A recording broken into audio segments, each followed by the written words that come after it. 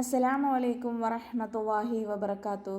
കഴിഞ്ഞ ക്ലാസ്സിൽ നമ്മൾ സൂറ ഫാത്തിഹയുടെ 4 ആയത്തുകൾ മനസ്സിലാക്കി. ഇൻഷാ അല്ലാഹ് ഇന്ന് നമുക്ക് അതിന് ശേഷം വരുന്ന ആയത്തുകൾ നോക്കാം ട്ടോ. ബിസ്മില്ലാഹിർ റഹ്മാനിർ റഹീം. ഇഹ്ദിനസ് സിറാത്തൽ മുസ്തഖീം. ഇഹ്ദിന എന്ന് പറയുമ്പോൾ ഹംസത്തുൽ വസ്ലാണ് തുടക്കത്തിൽ വന്നത്. അപ്പോൾ തുടക്കത്തിൽ ഹംസത്തുൽ വസ്ൽ വരുമ്പോൾ നമ്മൾ ഏത് ഹർക്കത്ത് കൊടുത്തിട്ടാണ് ഉച്ചരിക്കുക? ഇവിടെ ഹംസത്തുൽ വസ്ലിന് ശേഷം ലാമല്ല. ലാം വരുമ്പോൾ നമ്മൾ എന്താ പറഞ്ഞത്? ലാം വരുമ്പോൾ ഫതഹ കൊടുക്കും എന്ന് പറഞ്ഞു ഹംസത്തുൽ വസ്ലിന്. ഇവിടെ ലാമല്ലാത്തത് കൊണ്ട് നമ്മൾ എങ്ങനെയാണ് ഹർക്കത്ത് തീരുമാനിക്കുക? ഹംസത്തുൽ വസ്ലിന് ശേഷം വരുന്ന മൂന്നാമത്തെ അക്ഷരത്തിന് കെസ്റയോ ഫതഹയോ ആണെങ്കിൽ നമ്മൾ എന്ത് ചെയ്യും? ഹംസത്തുൽ വസ്ലിന് കെസ്റ കൊടുക്കും. എന്താണ്? ഹംസത്തുൽ വസ്ലിന് കെസ്റ കൊടുത്തിട്ടാണ് പാരായണം ചെയ്യുക കേട്ടോ. ഇഹ്ദിന സിറാത്ത, നൂനിൻ്റെ കൂടെയുള്ള അലിഫ് മദ്ദിനെ നമ്മൾ കട്ട് ചെയ്യും കൂട്ടി ഓതുമ്പോൾ. ഇഹ്ദിന സിറാത്ത. സ്വാദിന് ശബ്ദമുണ്ട്, അപ്പോൾ കുറച്ച് കനം കൊടുത്തിട്ട് ഉച്ചരിക്കുക. റ ഉയർത്തി ഉച്ചരിക്കണം. റ ഫതഹ പിന്നെ കൂടെ അലിഫ് മദ്. അപ്പോൾ 2 കൗണ്ട് നീട്ടിയിട്ട് ഉച്ചരിക്കണം. പ ഉയർത്തി ഉച്ചരിക്കുന്ന അക്ഷരങ്ങളിൽ പെട്ടതാണ്. അപ്പോൾ പ നമ്മുടെ നാവിൻ്റെ ബാക്ക് സൈഡ് നല്ലോണം മുകളിലേക്ക് പൊങ്ങണം കേട്ടോ. സിറാത്തൽ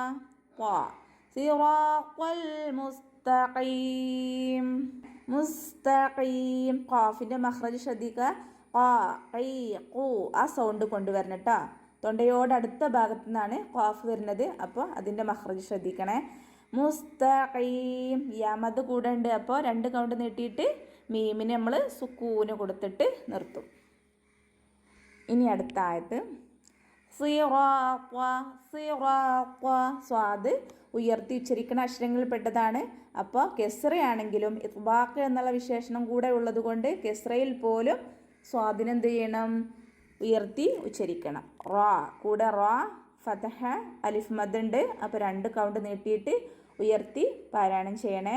പ ഉയർത്തി ഉച്ചരിക്കുന്ന അക്ഷരങ്ങളിൽ പെട്ടതാണ്. അപ്പോൾ എന്ത് ചെയ്യണം? ബാക്ക് സൈഡ്, നാവിൻ്റെ ബാക്ക് സൈഡ് നന്നാക്കി മുകളിലേക്ക് പൊങ്ങണം കേട്ടോ. സിറാത്തല്ലദീന, ലാമിന് ഷദ്ദ. അപ്പോൾ 2 അക്ഷരങ്ങൾ ഉച്ചരിക്കുന്ന ടൈം കൊടുക്കുക.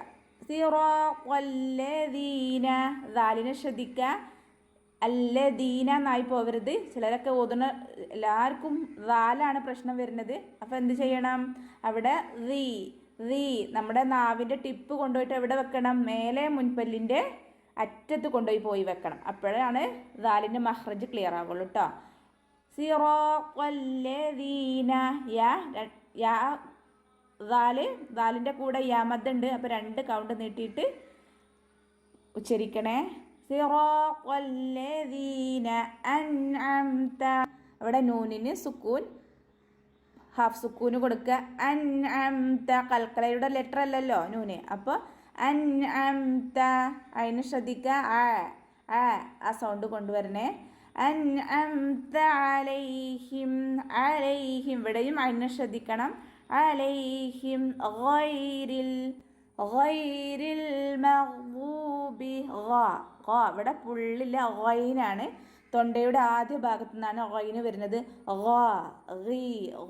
ആ സൗണ്ടിൽ ഉച്ചരിക്കണം കേട്ടോ. ഗൈരിൽ.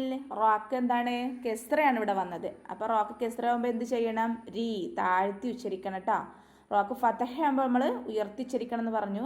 പക്ഷേ റാക്ക് കെസ്റ വന്നാൽ എന്ത് ചെയ്യണം? താഴ്ത്തിയാണ് ഉച്ചരിക്കുക. ഗൈരിൽ മഗ്ദൂബി.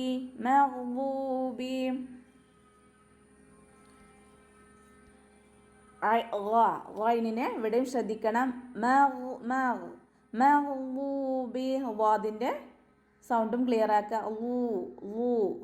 ഉയർത്തിച്ചിരിക്കുന്ന അക്ഷരങ്ങൾ പെട്ടതാണ്. കൂടെ വാവ് മദ്ദും ഉണ്ട്. അപ്പോൾ 2 കൗണ്ട് നീട്ടിയിട്ട് മഗ്ദൂബി അലൈഹിം. അതിനെ ശ്രദ്ധിക്കണം. അലൈഹിം എന്ന് പറയരുത്, ഹംസയാക്കിയിട്ട് പറയരുത്. അലൈഹിം അങ്ങനെ പറയണം കേട്ടോ. ഇനി അടുത്തത് വലദ്ദാലീൻ. വല അതിൻ്റെ കൂടെ ലാമിൻ്റെ കൂടെയുള്ള അലിഫ് മദ്ദിനെ നമ്മൾ കൂട്ടി ഓതുമ്പോൾ കട്ട് ചെയ്യും. അപ്പോൾ വല വല വോലീൻ അങ്ങനെ പറയരുത്. വല വോലീൻ. ഇവിടെ വാദിന് ശബ്ദമുണ്ട്, അപ്പോൾ കുറച്ച് കനം കൊടുത്തിട്ട് ഉച്ചരിക്കും വേണം.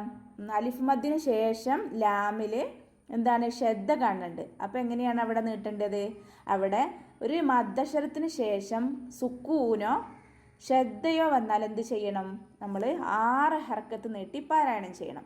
അപ്പോൾ ഇവിടെ വന്നിട്ടുണ്ടല്ലോ, അവിടെ മദ്ദിന് ശേഷം ലാമ് വന്നു, ലാമിന് ശ്രദ്ധ ഉണ്ട്. അപ്പോൾ നമ്മൾ എന്ത് ചെയ്യണം? കൂടുതൽ 6 ഹർക്കത്ത് നീട്ടി പാരായണം ചെയ്യൽ നിർബന്ധമാണ് കേട്ടോ. ലാസിമാണ് എന്ന് പറഞ്ഞാൽ നിർബന്ധമായിട്ടും 6 ഹർക്കത്ത് നീട്ടലാണ് ഉത്തമം കേട്ടോ. വലവ്വാലീൻ ആമീൻ. അസ്സലാമു അലൈക്കും വറഹ്മത്തുള്ളാഹി വബറകാതുഹു.